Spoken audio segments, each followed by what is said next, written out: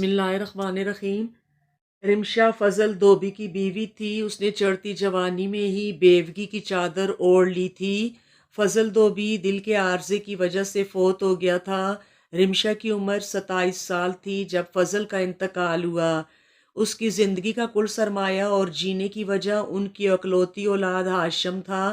ہاشم 5 سال کا تھا جب فضلو کا انتقال ہوا۔ مرتے سمے فضلو مرض کی شدت کی وجہ سے بہت تڑپا تھا، چلایا تھا، مگر وسائل کی کمی کے باعث گھر میں ہی تڑپ تڑپ کر جان دے دی۔ ہاشم جب بھی اپنے باپ کا پوچھتا، رمشا اسے کہتی موت کا فرشتہ آیا تھا اور تیرے ابا کو اس جگہ لے گیا ہے جہاں کوئی پریشانی نہیں، کوئی دکھ نہیں، سکون ہی سکون ہے، راحت ہی راحت ہے۔ رمشا پورے گوٹھ گاؤں میں خوبصورتی کی بنا پر مشہور تھی، لیکن فضلو کے غصے اور رعب کی وجہ سے رمشا کی طرف کوئی آنکھ اٹھا کر نہیں دیکھتا تھا۔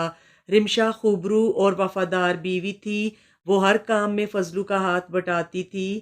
فضلو نے دھوبی گھاٹ بنایا ہوا تھا، وہ تالاب سے کپڑے دھو کر لاتا اور رمشا کلف لگا کر استری کرتی، پھر تہہ لگا کر رکھ دیتی۔ جب فضلو سے زندگی نے وفا نہ کی تو ہاشم کو پالنے اور عزت سے زندگی گزارنے کے لیے یہ ذمہ داری رمشا نے اپنے سر اٹھا لی۔ فضلو کی جگہ اب وہ کام دیکھتی تھی، لیکن چند اوباش اسے نیچا دکھانے اور اپنی طرف مائل کرنے کے لیے ہیلے بہانے کرتے رہتے تھے۔ وہ جب بھی کپڑے واپس لینے آتے، کپڑوں میں سے نقص نکالتے اور پھر احسان جتلا کر اسے زیادہ پیسے دیتے اور رمشا سے تعلقات استوار کرنے کی کوشش کرتے، لیکن وہ کسی کو خاطر میں نہیں لاتی تھی۔ چودھری طفیل گوٹھ کا وڈیرا تھا، وہ زمینوں کے ساتھ ساتھ اس گوٹھ کے مکینوں کو بھی اپنی ملکیت سمجھتا تھا۔ وہ رمشا پر دل و جان سے فریفتہ تھا اور کافی مرتبہ اسے مائل کرنے کی کوشش کر چکا تھا، لیکن رمشا نے کبھی اس کی طرف دھیان نہیں دیا۔ بھلا گوٹھ کا سرپنچ ہو اور ایک دوبن ناک منہ چڑھائے، اسے کہاں برداشت تھا۔ ایک رات وہ رمشا کے گھر میں گھس گیا اور رمشا کو بھٹکانے کی کوشش کی۔ رمشا نے گڑ گڑا کر اپنی عزت کی بھیک مانگی، مگر چودھری طاقت اور ہوس کے نشے میں دھت تھا۔ اس پر دھوبن کی منت سماجت کا خاک اثر ہونا تھا۔ جب اس نے زور زبردستی کی کوشش کی تو رمشا نے اس کے منہ پر چماٹ دے ماری۔